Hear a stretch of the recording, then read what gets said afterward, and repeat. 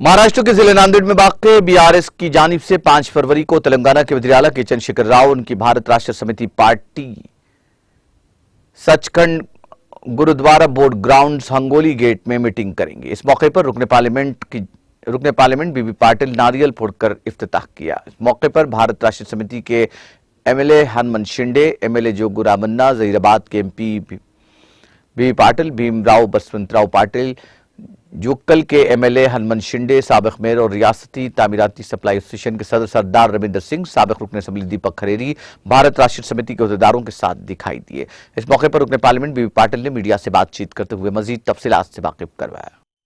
5 फेब्रुवारी रोजी गुरुद्वारा ग्राउंडवर आदरणीय तेलंगणाचे मुख्यमंत्री केसीआर साहेबांचा कार्यक्रम फायनल झालेला आहे। त्याची परवानगी आपण घेतलेली आहे। तसेच आल्यानंतर त्यांच्या कार्यक्रमाची रूपरेषा सर्वप्रथम त्यांनी गुरुद्वाराचं दर्शन करतील। दर्शन केल्यानंतर येणाऱ्या लोकांना समाज साधतील। त्याच्यानंतर प्रेस मीट राहील आमची।